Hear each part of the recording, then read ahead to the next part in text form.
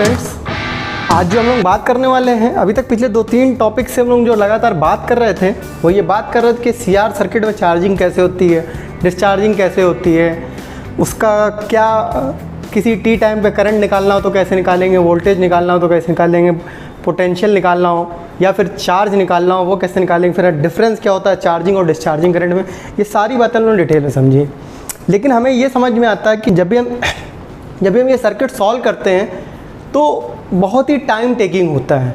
तो कुछ आज मैं आपको ट्रिक्स बताने जा रहा हूँ जिन ट्रिक्स की हेल्प से आप सीआर सर्किट को बहुत ही आसानी से सॉल्व कर लेंगे।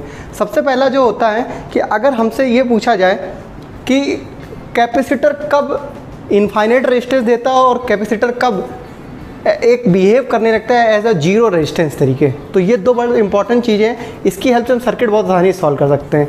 एक तो सिचुएशन जैसे अगर हम बात करते हैं, अगर हम कैपेसिटर को ले लेते हैं किसी उस टाइम पे जब कैपेसिटर बिल्कुल भी चार्ज नहीं होता, अनचार्ज होता है। अनचार्ज कब होता है? जब हम मानते हैं t=0 पे होता है तब वो अनचार्ज होता है। तो अगर ये एक कैपेसिटर है, अगर हम t=0 की बात करते हैं, अनचार्ज की बात करते हैं, t=0 की, तो उस वक्त ये बिल्कुल बिहेव करेगा एज अ जीरो रेजिस्टेंस। यहाँ पर एक जीरो रेजिस्टेंस की तरीके से बिहेव करेगा, बिल्कुल भी रेजिस्टेंस ये ऑफर नहीं करेगा जब ये अनचार्ज है। और ये बिहेव करने लगता है इनफाइनाइट रेजिस्टेंस की तरीके, इनफाइनाइट रेजिस्टेंस तरीके जब ये फुल्ली चार्ज होता है। और फुल्ली चार्ज कब होता है? t=∞ पर।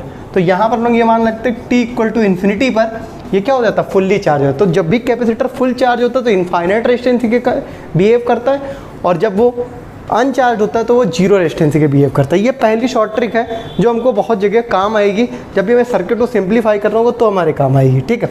दूसरी चीज़ जो होती है, हमें ये देखा है कि जो हमारा केस होता है सीआर सर्किट का, उसमें एक्सप्रेशन में टाउ-सी यानी कि टाइम कांस्टेंट ज़रूर आता है। इस टाइम कांस्टेंट को क्या निकालने कोई शॉर्टकट है? तो इसका शॉर्टकट भी एक है, आइए हम डिस्कस करते हैं उसमें। जैसे कि ये एक सर्किट हमको दिया हुआ है, ठीक है, यहाँ पर एक कैपेसिटर लगा हुआ है, ये एक सर्किट हमको दिया हुआ है। तो सबसे पहला जो स्टेप होता है, हमको टाउ-सी निकालना है। तो मैंने यहाँ लिखा हुआ है कि शॉर्ट सर्किट करनी पड़ती है हमें बैटरी को। हमें बैटरी क्या करना? Short circuit. शॉर्ट सर्किट मतलब क्या होता है कि नेगेटिव को हमें पॉजिटिव से मिला देना, पॉजिटिव को हमको नेगेटिव से, एक को भी हम लोग उल्टा कर देंगे तो शॉर्ट सर्किट हो जाएगा।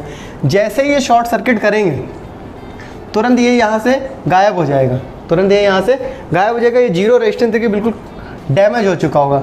तब हम लोग क्या करेंगे, तो इसके अक्रॉस जहाँ कैपेसिटर लगा था, इस पॉइंट के अक्रॉस इसको ओपन करके इसको और इसको जो बचा हुआ रेजिस्टेंस है, जो बचा हुआ रेजिस्टेंस है उसको हम लोग उसका इफेक्टिव रेजिस्टेंस निकाल लेंगे। जैसे इसका इफेक्टिव रेजिस्टेंस अगर निकालते हैं 6 और इसका, तो ये क्या होगा, ये और ये पैरेलल में हो जाएंगे, 6R और 3R पैरेलल में हो जाएंगे। तो उसका इफेक्टिव जो रेजिस्टेंस आएगा वो क्या आएगा? 6R × 3R divided by 6R + 3R। तो ये क्या आ जाएगा? 6 3 जा 18, 6 3 जा 18 और 9 2 जा 18, यानी कि 2R आ जाएगा रेजिस्टेंस। आर नेट क्या आ जाएगा? 2R। तो ये जो आर नेट आ जाता है, क्योंकि ये दोनों पैरेलल में, ये जो आर नेट आ जाता है इसके अक्रॉस, उसी आर नेट को हम लोग, ये टाउ-सी का जो फॉर्मूला है जो C × R था, तो आर जगह आर नेट रख देते हैं, जो आर नेट हमने यहाँ से निकाला होता है। इस तरीके से टाउ-सी को भी हम लोग शॉर्टकट तरीके से निकाल सकते हैं।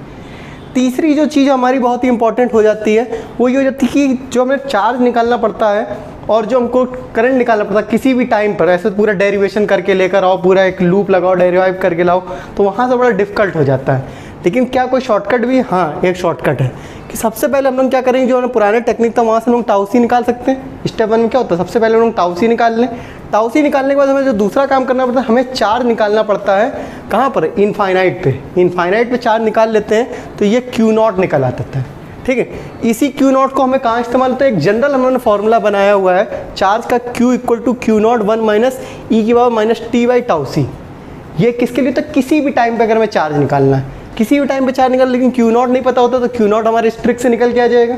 t=∞ जैसे ही रखेंगे तुरंत हमको वहाँ चार्ज निकल के आ जाएगा, ठीक है। ये शॉर्ट सर्किट हो जाएगा और उसका प्रॉपर तरीके से हम लोग आसानी सॉल्व कर लेंगे। टाउ-सी हम लोगों ने ऊपर से निकाल लिया शॉर्ट ट्रिक से, तो ये रख देंगे, तो ये हमें Q निकल के आ गया। अब हमें किसी भी स्टेट पे करंट निकालना है तो हम इसी को एक बार डिफरेंशिएट कर देंगे तो हमें करंट निकल के आ जाएगा, ठीक है।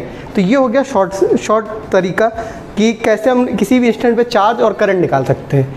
इसका मैं एक न्यूमेरिकल भी अभी अगले टर्न पे आपको कराऊंगा, ठीक है।